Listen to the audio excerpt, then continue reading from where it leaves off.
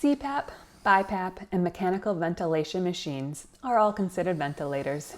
While there are some similarities between all three, there are also some major differences. Knowing which machine to use, as well as when you should use a different machine, are essential when trying to manage your breathing needs. Join me this week as I briefly discuss some key features and some pros and cons to each machine. I will also discuss when to make the leap from using a BiPAP machine to getting a tracheostomy and being started on invasive ventilation. Additionally, I will share some of my own experiences and the important things I've learned along the way.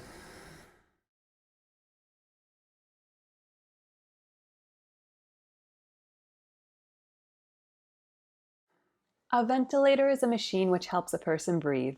The ventilator can provide assistance to help the person breathe, or it can provide full respiratory support. There are two ways a person can be connected to a ventilator. They are called non-invasive and invasive. It is considered non-invasive if the delivery method is via a face mask. Most users of CPAP and BiPAP wear a face mask while using their machines, and thus they use non-invasive ventilation. Most people who use a mechanical ventilator have a tracheostomy tube. However, some people who use BiPAP and CPAP also have tracheostomy tubes. Once a tracheostomy tube is inserted into the patient, the ventilation is considered invasive ventilation, regardless if the person is using CPAP, BiPAP, or a mechanical ventilator. Since the majority of people who use CPAP and BiPAP wear a mask, I will refer to CPAP and BiPAP users as non-invasive ventilation. For simplicity, I will also assume all people who have a tracheostomy use mechanical ventilation to breathe.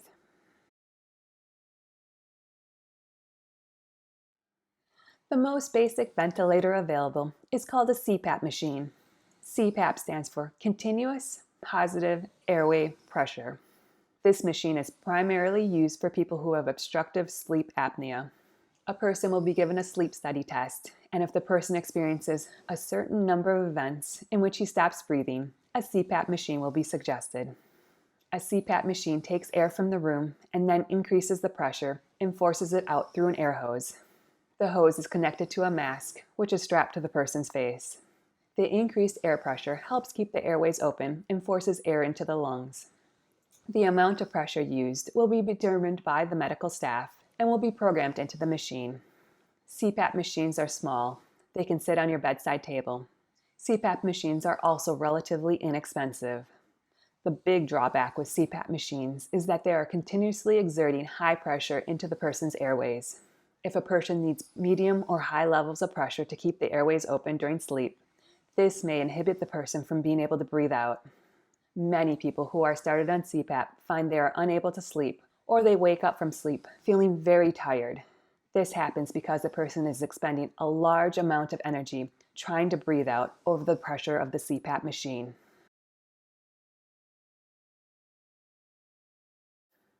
There is now a more advanced CPAP machine called an auto-adjusting CPAP, or APAP for short. This more advanced machine automatically adjusts the pressure it exerts based on your breathing needs. This helps a person get a better night's sleep. The big drawback with auto-adjusting CPAP is the cost. It is nearly twice the price of a regular CPAP machine. If you are on a CPAP and are having trouble falling asleep, staying asleep, or waking up very tired, talk to your doctor. You may need to be switched over to an auto-adjusting CPAP machine. If auto-adjusting CPAP fails, you may need to move to the next machine called a BiPAP. Also, if you have other medical conditions such as COPD, central sleep apnea, or heart failure, ask your doctor if CPAP is your best treatment option. You may need to use a BiPAP machine. Words of warning. If you have a neuromuscular disease, such as ALS, mitochondrial disease, or muscular dystrophy, do not use a CPAP device. Folks with neuromuscular diseases have weak respiratory muscles. This means when the CPAP machine is forcing high pressure into your airways, a person with a neuromuscular disease will not have the muscle strength to breathe out against the high pressure. Using a CPAP device in these patients could kill them. I have mitochondrial disease. When I first started down this road of using ventilators, my doctor ordered a CPAP machine for me. I tried using the machine, But within minutes, I had to rip off that face mask. I was left huffing and puffing. My lungs burned in pain. The CPAP machine immediately worsened my breathing. I then learned that people with neuromuscular disease should use a different machine called BiPAP.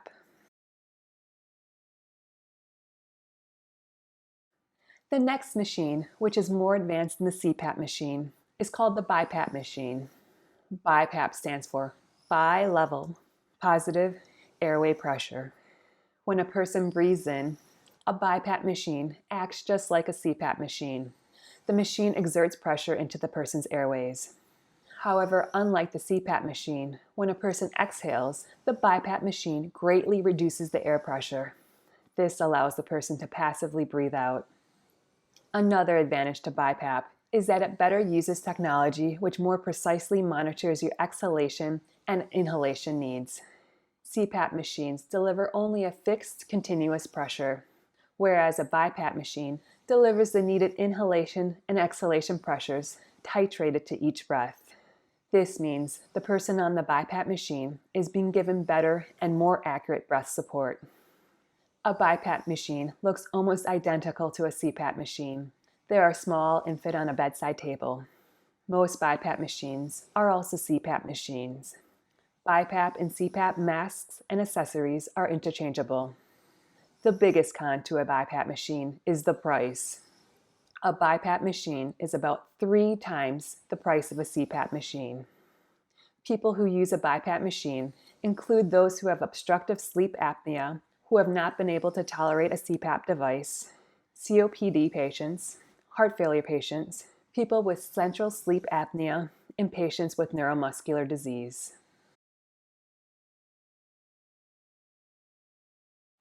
For people with a neuromuscular disease, there is a special provision in most insurance plans which state once a person who has been diagnosed with a neuromuscular disease and has a lung function testing done, which indicates the patient's forced vital capacity is less than 50%, the patient qualifies for a BiPAP machine. I say this because when I was first trying to get a machine to help with my breathing, my doctors thought I had to get a sleep study test done. Although a sleep study may be very useful, it is often not required if you have a neuromuscular disease and your forced vital capacity is less than 50%. Moreover, if you have a neuromuscular disease and see on your lung function tests that your forced vital capacity is less than 50%, ask your doctor about getting a BiPAP machine. Even if you do not have respiratory symptoms or do not have significant respiratory symptoms, your body is using a large amount of energy to breathe. A BiPAP machine will help your body rest and will give you more energy.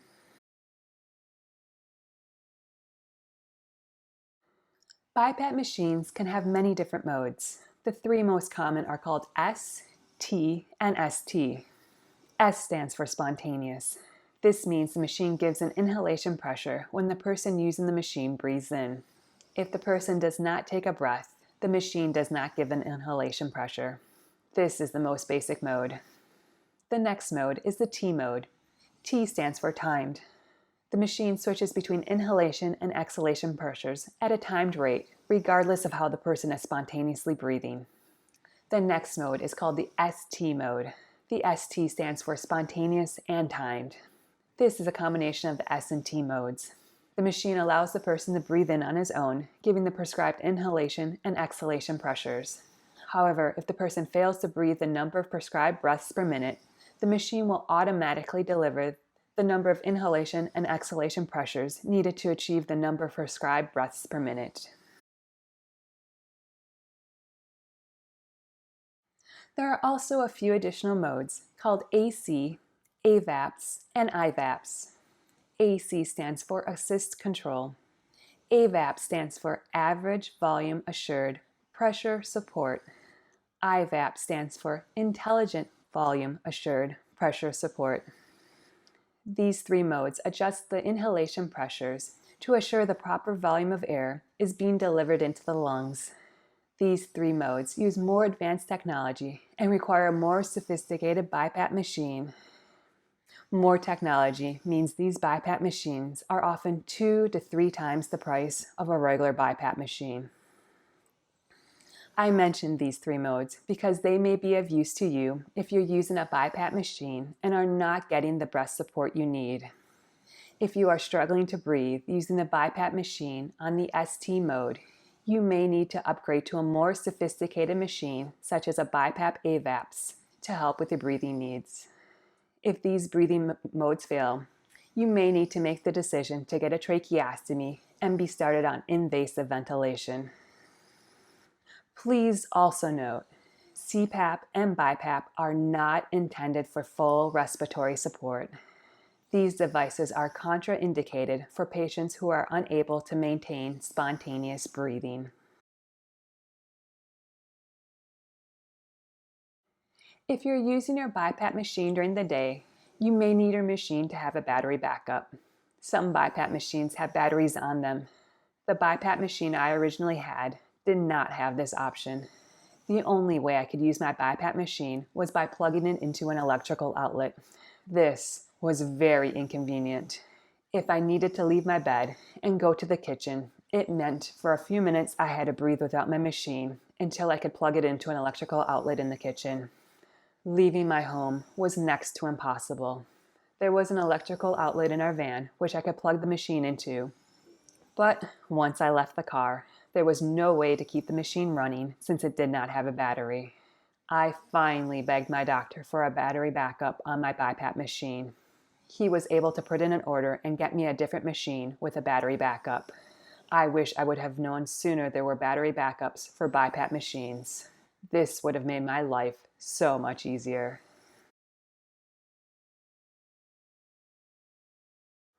A mechanical ventilator is a machine which takes over the work of breathing when a person is not able to breathe adequately to maintain his ventilatory needs. The mechanical ventilator is also called a ventilator or a breathing machine. Mechanical ventilation is a form of life support. There are many reasons a person may need a ventilator, such as low oxygen levels, severe shortness of breath, infections such as pneumonia, and respiratory muscle weakness, which inhibits the person's ability to breathe out carbon dioxide. If a person is only slated to need a ventilator for a short time, a tube will be inserted through the mouth and down into the windpipe. The windpipe is also called the trachea. This is called an endotracheal tube. If the person is expected to need a ventilator for a long period of time, a hole will be made into the person's trachea. A plastic or a metal tube, called a tracheostomy tube, will be inserted into the trachea. Once the endotracheal tube or the tracheostomy tube are in place, they are connected via tubing to a ventilator. There are many advantages to using a ventilator. Because the ventilator does all the work, the person's respiratory muscles rest. This means the body will not be using a lot of energy to breathe. This will allow the person to conserve energy. Another advantage is since the machine will automatically breathe for the person, you do not have to worry about the patient not breathing or not being able to breathe well enough to sustain his breathing needs. There are a number of cons when using a ventilator. With having a piece of plastic in your throat, the patient will be more susceptible to getting respiratory infections. Also, invasive ventilation is much more costly. The mechanical ventilator is very expensive. There are many different ventilator modes on ventilators. While there are some common names for some of the modes, each ventilator manufacturer may use a different specific name for each mode. For simplicity, I will highlight the three main breath support systems used on ventilators. They are called the control breaths, assisted breaths, and supported breaths.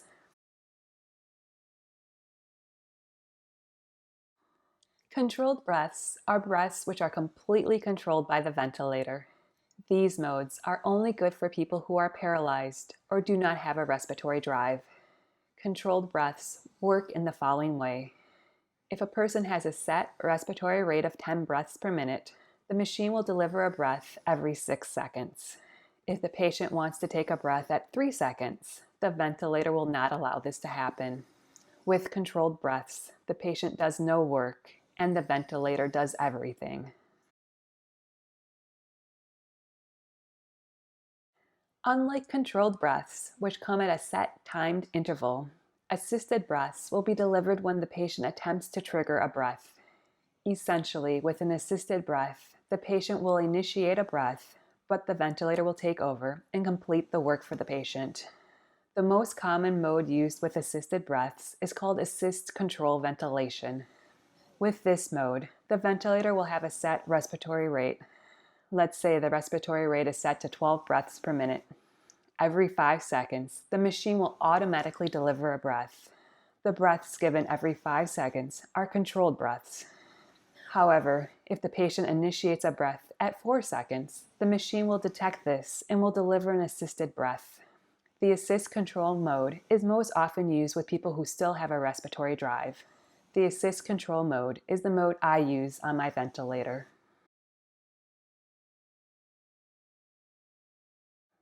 Supported breaths are breaths triggered by the patient, but once triggered, the ventilator will only give some support.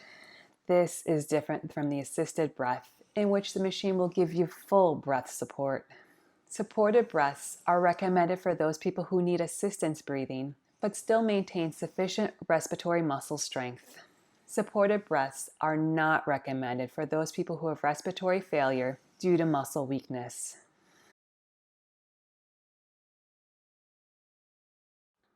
If BiPAP is no longer supporting your breathing needs, you may need to make a decision if you want to get a tracheostomy and be started on invasive ventilation. Many doctors will tell their patients this is a big step to take and should be only done if absolutely necessary. They may scare you into believing once you get a tracheostomy and start invasive ventilation, your life is over. You're going to die soon. I beg to differ. Before I got my tracheostomy, I was struggling to breathe on BiPAP AVAPS. I could not leave my bed. I was hooked up to my BiPAP machine 24 hours a day, 7 days a week. I could not sleep because as soon as I fell asleep, my breathing would become shallow, my carbon dioxide levels would become extremely high, and I'd wake up gasping for breath, drenched in sweat, and my heart would be racing. I constantly felt as though the world was going to end. I had a hard time eating because if I wanted to eat, I had to take off the mask from my BiPAP machine, and I could not breathe without the mask on. My life was absolutely miserable. My body also started to forget how to breathe during the day. There's nothing scarier than trying with all your might to breathe, but your body will not take a breath in. After what seemed like eternity, my body would again remember how to breathe. When a doctor finally decided I was on death's doorstep and I should get a tracheostomy and be started on invasive ventilation, I was barely alive. When I woke up after getting my tracheostomy, I cannot tell you how good I felt. My horrible headaches were gone. I could follow conversations again. I no longer felt as though the world was going to end. As horrible as everyone told me getting tracheostomy and needing to use a ventilator would be, nothing could be farther from the truth. I now have energy to get out of bed. I can sleep at night. I'm free to enjoy life again. I wish the one thing someone would have told me is getting a tracheostomy is no big deal. Yes, I now have a hole in my throat. Yes, I am now more susceptible to respiratory infections. And yes, I now have a machine which breathes for me. But life is so much better. The decision to make the leap from BiPAP to invasive ventilation needs to be a personal one and should be guided by your medical staff. But please, if you are struggling to breathe and have done everything possible using a BiPAP machine, do not hesitate to get a tracheostomy and be started on invasive ventilation.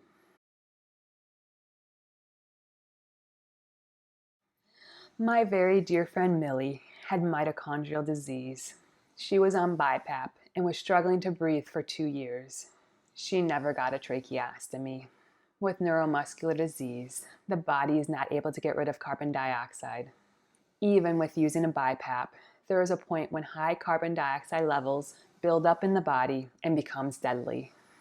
On March 3rd, 2016, Millie passed away when high carbon dioxide levels caused her heart to fail.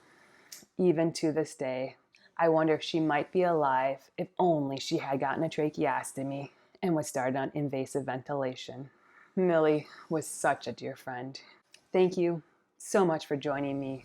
Please remember to like and subscribe down below. I hope you have a great day and a wonderful week. Bye-bye.